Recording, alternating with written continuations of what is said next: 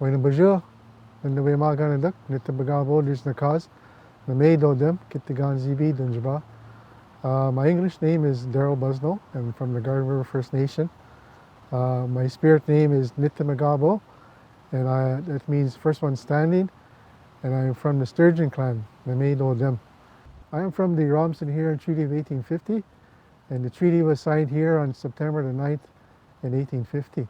So where we're sitting here today is a very historic in nature, and you can really feel the energy of our ancestors who came here and met here, and who at the beginning of all the discussions really started off with our own traditions and customs and protocols, meaning that the fire was lit, the pipes were lit, and the songs were sung before we entered into any type of treaty discussion. So this is where the Robinson-Huron Treaty starts. And it's important that people understand what the history of this country is. The Robinson-Huron Treaty of 1850 is a pre-Confederation treaty, so it was signed before Canada even existed. And I don't think many people know about pre-Confederation treaties, so I think this is a good opportunity for all of us to learn about pre-Confederation treaties. But more importantly, for our people is that they're living documents. Because they were signed in sacred ceremony, and because it was our ancestors, our grandmothers, and our grandfathers who sat around those council fires to talk about what it is that we're going to talk about, it lives in our blood memory as well. So it's very spiritual for our people in nature. It's always been a core value of our people that the Great Spirit be with us at all times. And so having those symbols of governance, that being the pipe, the fire, and the drums, and the songs that are associated with them are important to us. So we begin all of our meetings in such a manner.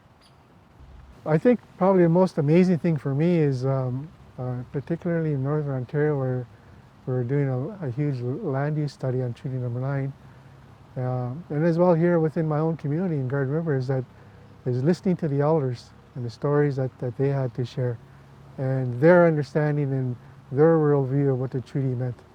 It's quite different than what mainstream means.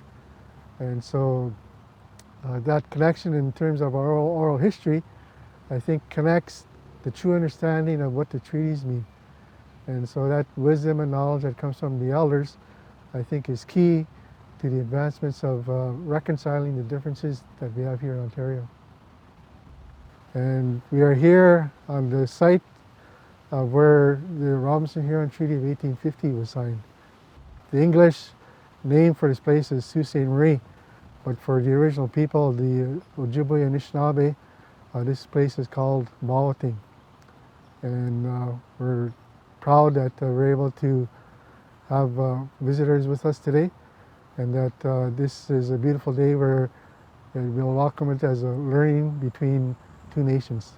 The Robinson-Huron Treaty of 1850 was signed here by the principal headmen and chiefs of the First Nations along the north shore of Lake Huron. Chief Shingwauk from Garden River is the one who instigated the treaty. There was some mining development that was happening in Mica Bay, which is north of here on Lake Superior, and the miners at the time didn't get the consent of the people, the original owners of the Anishinaabe people here.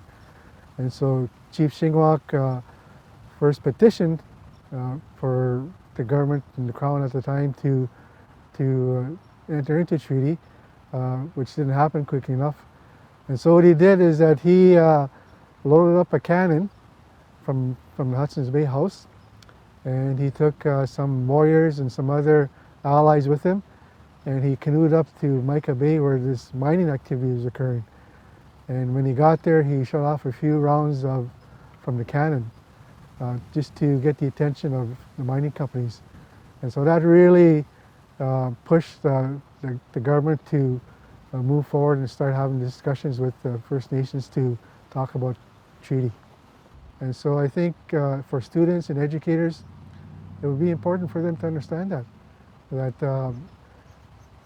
as we are all becoming to be known as treaty people, they need to know what their role, responsibility, and duty is in terms of what it means to them to be a treaty person as well. Earlier you heard some of the animals in the background, the squirrels and the birds. And in our belief system, we believe that they were intended to be here because they carry the spirit of our ancestors, and so they're acknowledging our presence here today. So I think it's a very important part that they're here as well to hear the story that we're sharing.